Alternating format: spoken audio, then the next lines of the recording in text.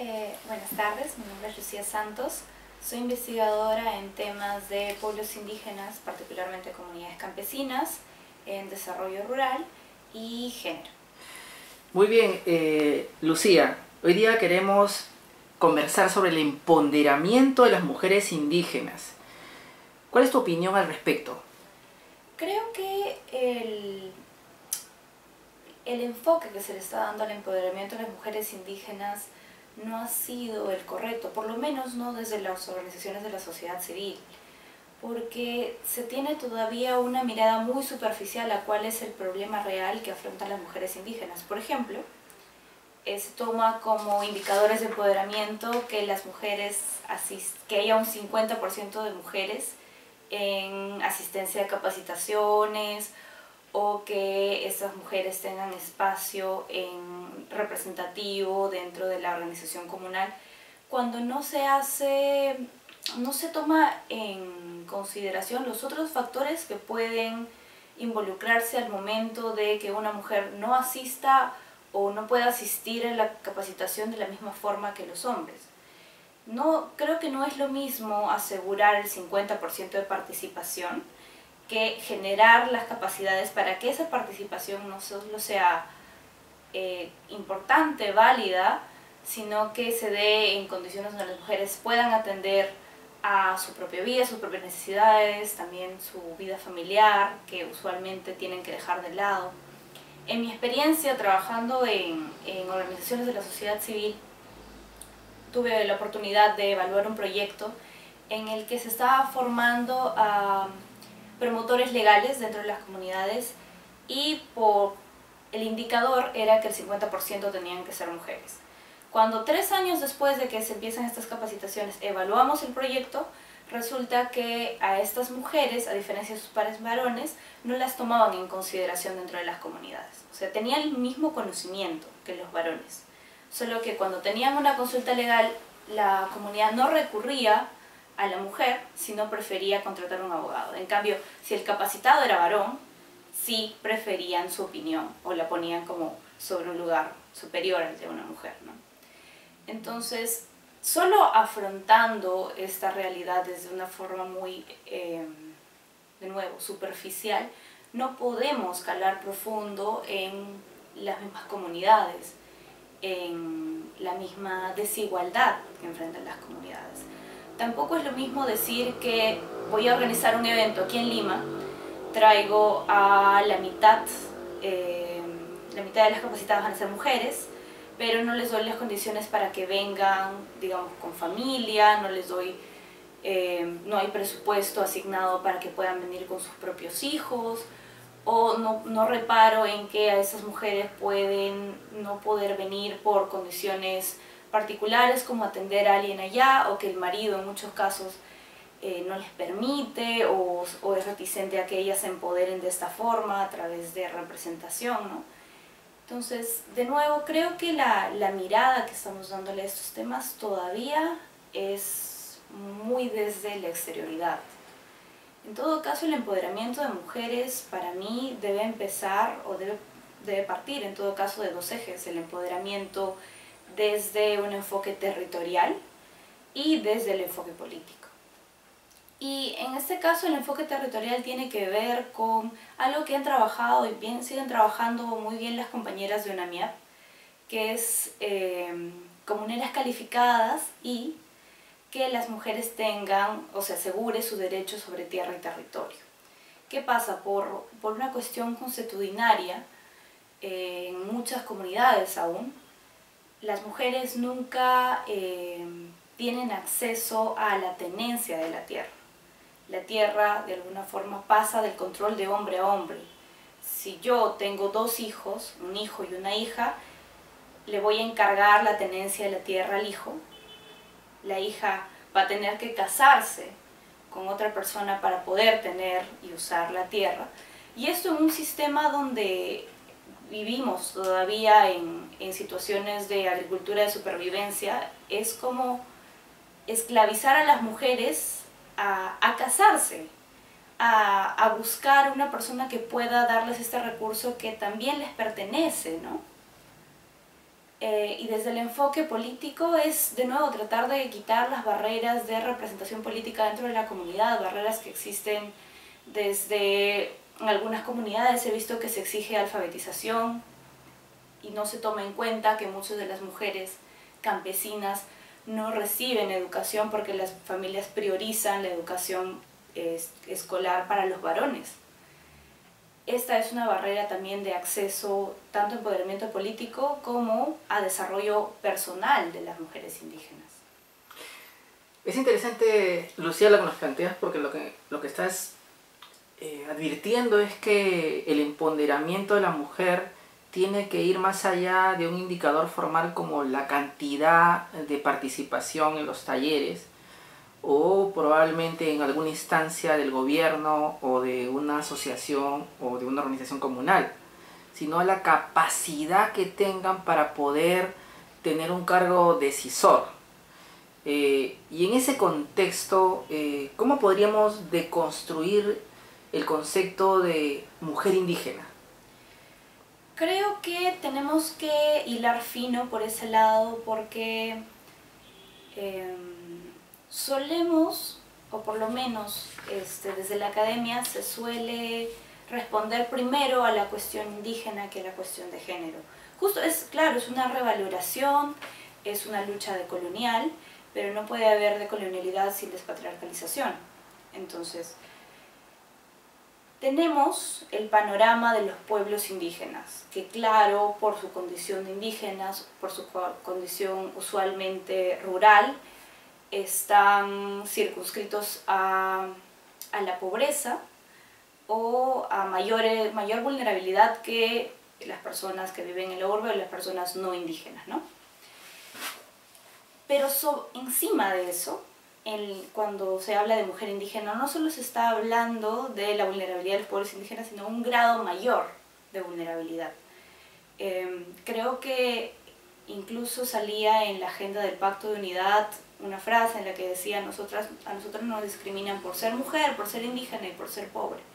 Esos 3 grados de vulnerabilidad hacen que en cualquier data que se recopile sobre mujeres indígenas, y se hila fino ahí, vas a ver que en condiciones de salud, educación, derechos reproductivos, estamos muy por debajo que sus pares varones, y también muy por debajo de las mujeres no indígenas y muy por debajo del estándar de varones no indígenas urbanos, ¿no?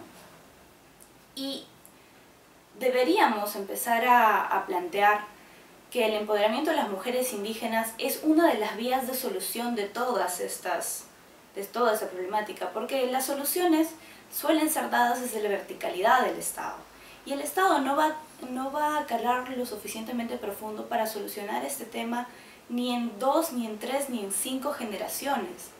Las personas que pueden ver alternativas para no solo la inclusión, sino el mejoramiento de condiciones de las mujeres indígenas, son las mismas organizaciones de las mujeres indígenas.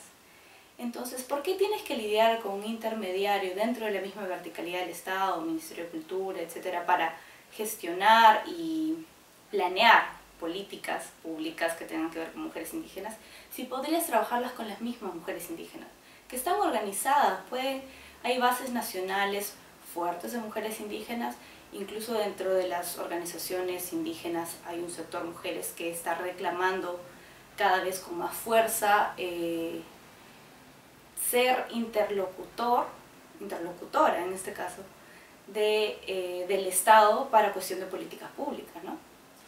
Y esta ausencia en las estructuras de los pueblos indígenas de un enfoque género probablemente nos ha llevado a que hayan organizaciones de mujeres indígenas, además de organizaciones indígenas. Sí. ¿Es verdad?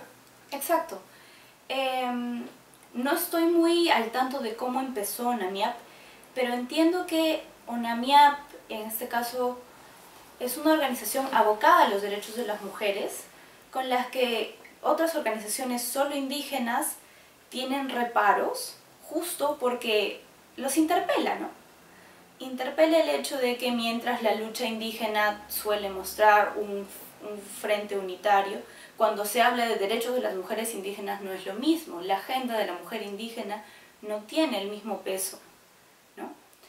Entonces, hace unas 2-3 semanas estaba brindando un taller sobre género y pueblos indígenas en la Católica, y mencionaba una dirigente de una base de ahí de CEP, que decía: nosotras las mujeres no nos interesa tanto la política de la misma organización, lo que nos interesa es tener resultados, y para esto no nos importa si es que tenemos que ir con esta organización o tenemos que trabajar con ANAMIAP. Lo que nos importa no es tanto como pelearnos espacios, ser tan territoriales con nuestra lucha, sino que se generen alternativas reales.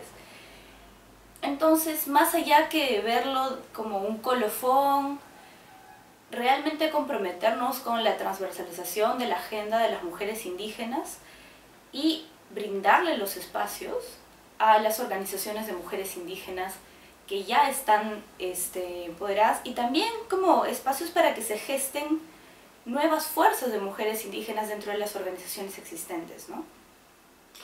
Esta es la razón probablemente por la que en la reglamentación de la ley de marco de cambio climático se ha planteado que haya un taller con mujeres indígenas y otro con las organizaciones indígenas. Sin embargo, creo que también, como tú lo has planteado, revela un conflicto interno dentro de las organizaciones indígenas por aprender a redimensionar, a construir, a edificar el rol de la mujer indígena como parte de las demandas sociales. No solamente es el territorio, no solamente son los bosques, no solamente es derecho a un ambiente sano y equilibrado, sino también resolver la problemática de las mujeres, las niñas, que viven una realidad, como lo has planteado, mucho más vulnerable, ¿no? Sí, de hecho, dentro de no solo los objetivos para el desarrollo sostenible, sino como indicador de planeamiento para, por ejemplo, el Fondo Verde o los proyectos de titulación que tienen con miras a preservación de bosques, por ejemplo, se tiene como factor importante trabajar en cuestiones de equidad de género dentro de los pueblos indígenas y que las mujeres tengan propios espacios para trabajar este tema. Tal vez de ese lado se pueda ver como el intento más fuerte desde la cooperación internacional por abocarse al problema, que hasta el momento siempre había sido muy externo para ellos, muy de, como decía, indicadores superficiales. Tal vez en estos espacios que se están gestando con miras a trabajar temas alusivos al cambio climático, se puedan gestar este tipo de espacios, pero también es una propuesta que no solo ha venido desde la exterioridad. Los ecofeminismos, el feminismo comunitario, que es lo que practican compañeras como Femucarinab, como Namiab, como compañeras en realidad de toda Latinoamérica, ya ha hablado de el rol de la mujer en relación al territorio cuerpo y al territorio como espacio comunal, y cómo la dinámica, ya sea extractivista, que presiona sobre recursos naturales, se parece mucho a la presión que hay sobre ellas, sobre sus propios cuerpos, ¿no? Entonces, mientras el mundo plantea esto de que es la humanidad la que está presionando al mundo, a los recursos naturales, las mujeres tienen esta historia de y el mundo nos está presionando a nosotras también. Pueden hacer como sintonía con la relación que tienen con la madre tierra y encontrar alternativas desde la soberanía alimentaria, desde nuevas técnicas de agricultura, nuevas técnicas de forestería, para remediar la situación desde sus propias comunidades, ¿no? Entonces creo que lo que tenemos que hacer, incluso desde las organizaciones, incluso desde nuestra posición como investigadores, es guardar el silencio y escucharlas. En todo caso, gestionar para ellas los espacios para que hagan llegar a altas esferas de poder sus propias propuestas. Y en ese orden de ideas se está desarrollando estudios para revelar los impactos diferenciados en las mujeres, tanto en los estudios de impacto ambiental como en las políticas públicas. ¿Crees que esto es necesario también no solo hacerlo en el plano de la zona rural, sino también en la zona urbana, donde parece que no se está visibilizando esos impactos? Creo que sí. De todos formas, al tratar de estudiar todo el impacto ambiental, que también se trenza con el impacto social que genera el cambio climático, debemos perfilar un diagnóstico que hile fino en el tema de mujer, en el tema de, ya hablando por ejemplo del espacio urbano, solemos mimetizar todos los espacios urbanos cuando estamos muy conscientes de que no todos viven la misma condición de vida. Lima puede ser un espacio urbano, claro, pero no, obviamente una persona que vive en distritos como Miraflores, San Isidro, no vive la misma realidad que vive en los distritos de Villa María del Triunfo, etcétera, ¿no? Y tampoco van a afrontar las mismas dificultades frente al cambio climático. Como hemos visto el año pasado, si no me equivoco, cuando hubieron los huaicos y se cortaba el agua, los distritos centrales de Miraflores, San Isidro, Jesús María, no afrontaron de la misma forma la escasez de agua que el resto de Lima. Entonces vemos también como, incluso dentro de políticas públicas, cuál es el sector que está siendo protegido de mayor manera y cuáles, incluso dentro del espacio urbano, están siendo dejados de lado. En ese contexto, el acoso a una mujer indígena en una universidad, por ejemplo, nacional, y a una mujer indígena en una universidad particular, ¿tendrían diferencias o hay algún tipo de avance en ese sentido? Creo que desde ese lado, obviamente la realidad que viven las mujeres indígenas, como dije antes, es mucho más cruda y están en una situación de mayor vulnerabilidad que cualquier otra mujer. Pero tanto en el caso de una mujer indígena como de una mujer no indígena, el Estado asume responsabilidad, y creo que incluso ya sea privada o pública la universidad. Porque, ya va, pensando en la ley universitaria, todos los procedimientos y lineamientos que se han creado para ver tema de hostigamiento sexual, la valla la ha creado esa ley. Las universidades podrían subir encima de esa y crear medidas más proteccionistas, pero en el caso de las universidades públicas principalmente, no lo van a hacer porque no se sienten presionadas para hacerlo. En el caso de mi universidad, que ha tratado de ceñirse al procedimiento planteado por la ley universitaria y trata de crear nuevos mecanismos, aún así la línea de base planteada por el Estado está fallando, ¿no? Entonces, siento que la situación de vulnerabilidad que asume una mujer indígena dentro de una universidad pública y una universidad privada es terrible y es igual de reprensible y de igual y genera igual responsabilidad del Estado, ¿no? La diferencia es que en una universidad pública la situación es terrible, no hay entidades para que respondan o atiendan de forma eficiente esa problemática, y en una universidad privada, al menos por una cuestión de imagen o por como una quejantín de copy, podrían actuar, ¿no? Una de las tesis que tienes tú y que nos parece muy interesante es que el eje del empoderamiento de la mujer indígena está fundamentalmente en la tierra y la comunidad. ¿Nos podrías desarrollar esas dos ideas? Sí, mi acercamiento a este tema tiene que ver con la proyección que también tiene en su momento en ANIAP de la tierra. Al disputar la tierra en espacios rurales, no solo estamos disputando la tierra como parte de la comunidad, sino como el frente de supervivencia. En muchas de las comunidades peruanas todavía nos estamos enfrentando a situaciones de agricultura de supervivencia. Entonces yo, para vivir, necesito tener mi parcela, cultivar. Entonces, en el caso de las mujeres esto es particularmente problemático, porque si yo no tengo acceso a la tenencia de la tierra, si solo los varones tienen acceso a la tenencia de la tierra, entonces necesito estar circunscrita a una relación con algún varón para sobrevivir. Entonces, uno de los ejes de empoderamiento que también lo explico un poco en el texto es que no solo ya es una cuestión de supervivencia, claro, pero también de empoderamiento político, como en el caso de Máxima Acuña, que es a partir de esta lucha por su propia tierra que ella no solo se empodera, sino se genera una imagen de lucha masiva que representa a los pueblos, ¿no? Entonces, el otro eje, que es el eje de comunidad, es también pensándolo desde un enfoque tanto horizontal como práctico de organización, no descentralizada, sino organización autónoma que tienen las comunidades, como la unidad más pequeña que podemos tener desde la lucha de los pueblos, como las comunidades.